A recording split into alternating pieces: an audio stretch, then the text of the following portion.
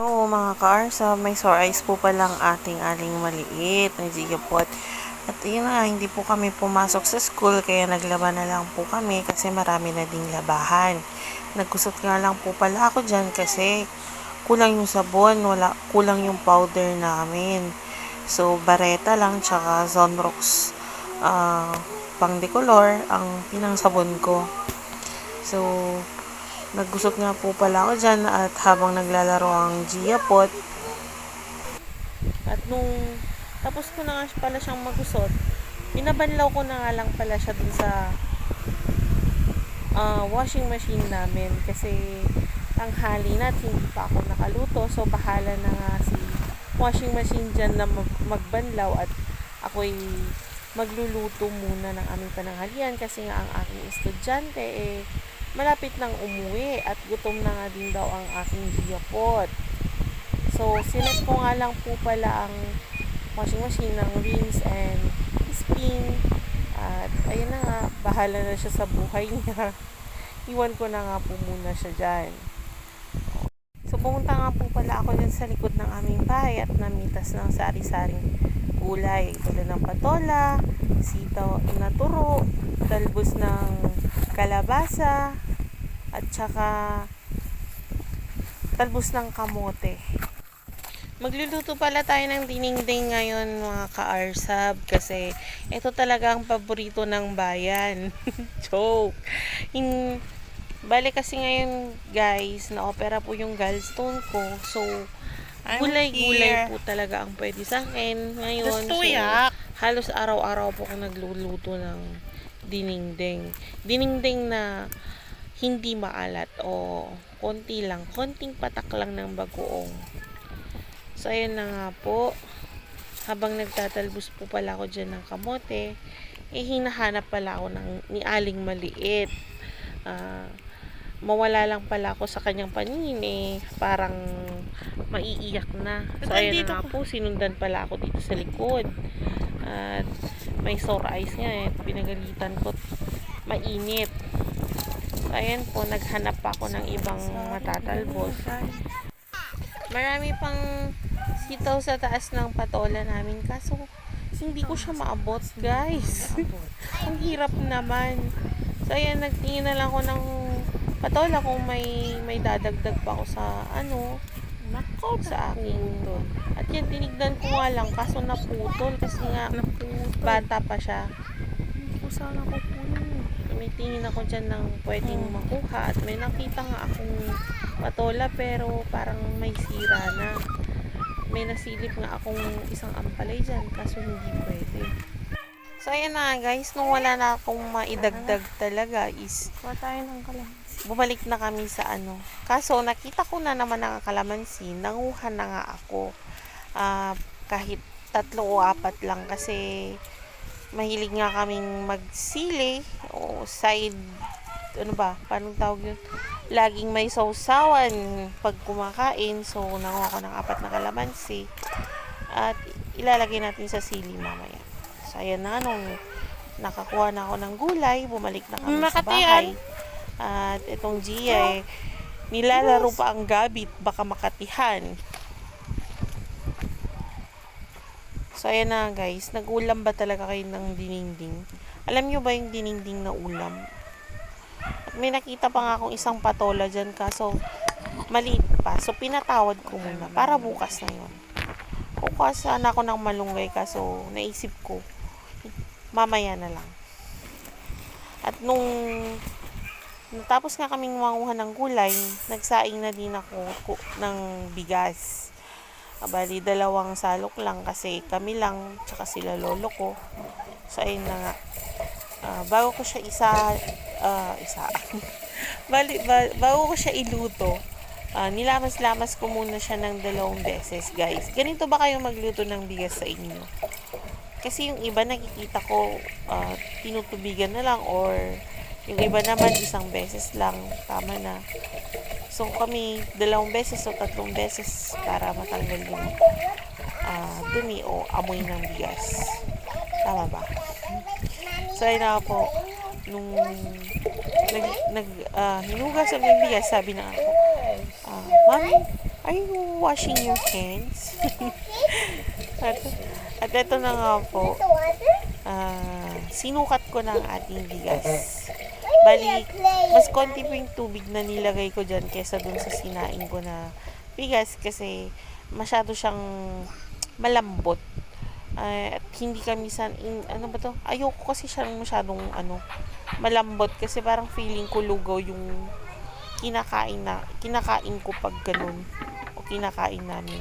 Lalo na dininding ang ating ulam medyo syempre masabaw. Hindi syempre hindi siya pwede pag malambot yung bigas. So ganun.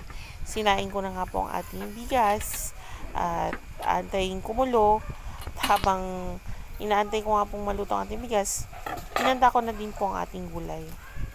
Hihimahin ko lang po kasi tulad ng talbos ng kalabasa is may parang siyang may makati siyang tinatanggal. O kaya pag naluto kasi is magaspang pag hindi natanggal yun. So inuna ko nga po muna ang balatan ng ating patola, guys. So guys, ganito ba kayo magbalat ng patola sa inyo? Kasi sa amin ganito, yung part lang na maumbok yung tinatanggalan para hindi siya pag naluto hindi siya ganoon ka lubudoy. Ano ba to? Ano ba sa Tagalog yun? Yung nalupaypay. So ito na mga ka-arsab, kumukulo na nga po pala ang ating bigas or malapit na maging kanin. So pinabula ko muna siya at hinimay ko na din ang ating sitaw, mga ka-arsab. May mga ganito bang sitaw din sa inyo? So, kasi sabi nila, ang tawag kasi dito sa amin mulagat or tudo. Ewan ko lang sa ibang kung alam nila tong sitaw na to. Kasi minsan, usually talagang ginagamit is yung string beans o long beans, yung mahahaba. So, ayun na nga po, nung tapos ko na siyang himayin, hinimay ko na din ang ating talbos ng kalabasa. At nung wala na medyo tubig yung ating kanin, pinatay ko muna siya tinakpan para sakto mamay ihin. So nung natapos ko na nga pong himay ng ating gulay, pinunta ko po siya sa ating lababo. Tsaka ko inihin o sa Ilocano is linayin yung kanin, linay. Ano ba sa Tagalog kasi yun? Basta yung lulutuin siya sa hindi malakas na apoy. So, ayan na nga po, hinugasan ko po muna ang ating gulay para safe po. Kahit sariling tanim, syempre, minsan, maraming hindi natin alam kung ano yung mga dumapo. So, minsan natin maiiyon. At proud naman akong sabihin na hindi siya nai-sprayhan. So, natural po na, natural po ang ating gulay. So, 2 beses ko po pala siyang hinugasan, mga ka-arsab, para sure ball. Kasi mahilig kasi kami sa half cook dininding. So mas mabuti pag nahugasan ng maigi. Mas pag hindi siya masyadong naluto is safe pa rin. Pagkahugas nga po, sinimulan ko na din pong hiwain ng mas maliliit yung ating patola para pantay-pantay po yung pagkakaluto niya mamaya. Ganyan naman po talagang hiwa pag nagdidining tayo. So, nung natapos ko na nga pong kimain lahat at nagsalang na nga po ako ng tubig na malinis yan at tinignan ko ang ating washing, tapos na po siyang magbanlaw at mag-spin. So, nagsampay po muna ako. Tinanggal ko muna siya sa washing machine. At nagsampay po muna habang inaantay natin kumulo ang ating tubig na isinalang para sa ating dininding.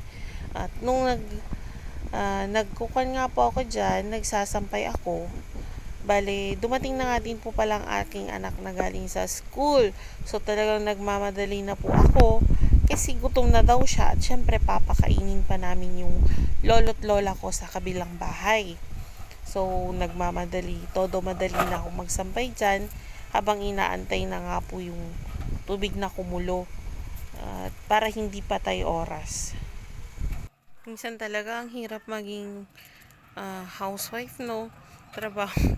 Yung nagmamadali ka sa lahat ng oras at habang may ginagawa ka, dapat may ginagawa ka ding isa para mabilis ang ating trabaho. At minsan sana yun yung maisip ng ating mga anak. So, mag-aral sana sila ng mabuti. Ganon din ang ating asawa, na hindi porket nagbibigay sila ng pera, wala ka ng karapatan sa loob ng bahay. At nung tinuloy ko nga po ang aking lutuin, tinuloy na po ng aking anak ang pagsasampay. So, ayun na po, nilagay ko na ang ating maliliit na hipon or kurus, sabi dito sa amin. At nilagayan ko na nga din po ng konting bagoong para hindi maalat. At inuna ko na nga po dito yung ating sitaw. Kasi siya yung pinakamatagal na maluto sa ating gulay. So, tinakpan ko lang po muna ang ating kaldero. At nung naluto na, medyo half cook na po ang ating sitaw, sinunod ko na din po ang ating patola para hindi totally ma-overcook lahat. So, nung nailagay ko na nga po lahat ang ating patola, tinakpan ko nga po ulit para maluto. At ayun na nga po, medyo kumukulo na. So, habang inaantay ko na maluto konti yung patola, inanta ko na din po ang ating kalamansi para may sausawan na po tayo mamaya. Bali, medyo hindi pa po pala masyadong makatas yung ating kalamansi, pero okay na din siyang pagtisan. Tinanggal ko nga na lang din po yung buto ng kalamansi kasi baka mahalo sa ating medyo mapait siya. Medyo mapait pag nguya mo. So, pagkatapos nga po, naglagay na nga din po ako ng sili dyan. Kasi nga wala pong lasa yung ating ulam, is yung sili na lang ang konting magpapalasa. So, yun na nga po, nung kumulo na nga po ang ating patola, naglagay ako po ng konting Ajinomoto para may konting linamnam naman, pero konti lang kasi nga bawal po sa atin ng masyadong maraming nilagay ko na nga po yung talbos ng kamote at kalabasa dyan. So, konting-konting halo na lang, pwede na tayong kumain at mahango ng ating ulam. So, guys, hindi ba kayo natatakam dyan? Kasi ako takam na kahit pinyang ulam lang is alam natin makontento. Kontento na tayo sa ganyang buhay. So, pinatay ko na nga po pala ang kanin at ulam at ito na nga po. May tira pa po palang munggo kahapon. So, ito na nga po ang ating total na ulam at nauna nang magsandok ang aking pinata kasi may klase pa. Papasok pa siya. Medyo malayo. So, sabi nga ng aking Gia, i-video ko din siya kasi kasali daw siya sa vlog. At gustong-gusto nga po ng patola at saka yung shrimp, yung puros na nilagay ko sa ating dininding. Kain po tayo, guys.